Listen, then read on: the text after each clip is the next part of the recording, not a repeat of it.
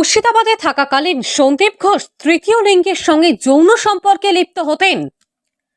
ইতিমধ্যে আরজিকর কাণ্ডের জেরে সিবিআইয়ের হাতে গ্রেপ্তার হয়েছেন আরজিকর মেডিকেল কলেজ হাসপাতালের প্রাক্তন সুপার সন্দীপ ঘোষ।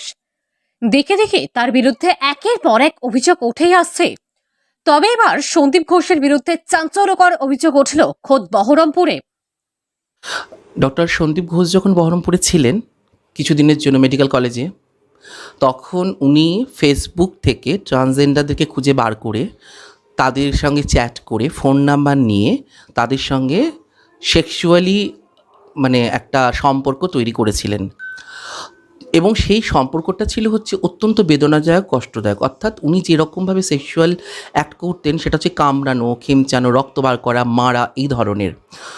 তিলোত্তমা ঘটনার পরই কিন্তু আমি এটা চেষ্টা করেছিলাম যে বিভিন্ন জায়গায় জানানো, কারণ এই স্টাইল অফ অফেন্সটা ওনার মস্তিষ্ক প্রসূত হতে পারে, কারণ উনি ওই রকমভাবে অভ্যস্ত ছিলেন। বহরমপুরে মুর্শিদাবাদ মেডিকেল কলেজ হাসপাতালে তিনি ছিলেন একটা সময়ে অর্থোপেডিক বিভাগের প্রধান, আর তখনই অনেক ঘৃণ্য কাজ করেছিলেন সন্দীপ ঘোষ বলেই অভিযোগ। সন্দীপের বিরুদ্ধে বিস্ফোরক ট্রান্সজেন্ডার কমিউনিটির প্রথম সারির যোদ্ধা। তার অভিযোগ, সন্দীপ ট্রান্সজেন্ডার কমিউনিটিকে সম্মান করতেন না। তিনি একাধিক ব্যক্তির সঙ্গে শারীরিক সম্পর্ক তৈরি করতেন, তারপর তাদের উপর নির্যাতন করতেন। জনগণের জানা দরকার ওনার মধ্যে আগে থেকেই হিংস্র প্রকৃতির যে স্বভাবটা সেটা ছিল। আর তিলোত্তমা যেরকম ঘটনায় আমরা দেখতে পেয়েছি বা খবর পেয়েছি, শুনেছি, পাওয়া গেছে, ওনার মস্তিষ্ক প্রসূত হলেও হতে পারে, 1 নম্বর। আর 2 নম্বর আবারও আমি বলছি, সিভিক ভলেন্টিয়ারের সঙ্গে নিশ্চয়ই ওনার কোনো শারীরিক সম্পর্ক থাকতে পারে, না হলে কোনো একটা মানুষ সব দায় নিয়ে নিজের মাথায় পুলিশকে স্যালেন্ডার করতে পারে না।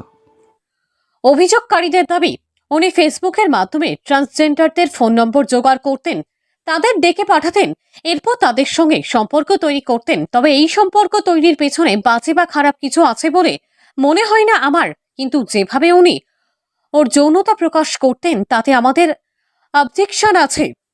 একই সঙ্গে তার অভিযোগ, উনি কামড়ানো, খিমচানো, মারা এই ধরনের ব্যবহার করতেন। আমাদের কমিউনিটির 3 জনের সঙ্গে এই ধরনের ঘটনা ঘটিয়েছেন, কিন্তু তারা থানায় সেই সময় যেতে পারেননি যেহেতু উনি প্রভাবশালী, তার উপর আবার ডাক্তার ছিলেন। তারপর উনি সমাজের স্বীকৃত মানুষ।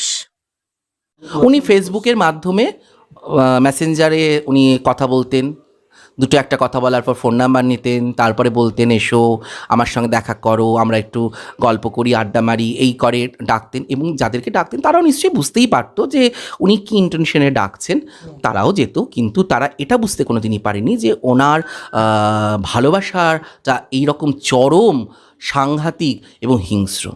কোথায় ডাকতেন? উনি যেখানে থাকতেন সেখানে ডাকতেন। মুর্শিদাবাদ থেকে কৌশিক অধিকারীর রিপোর্ট, লোকাল 18 বাংলা।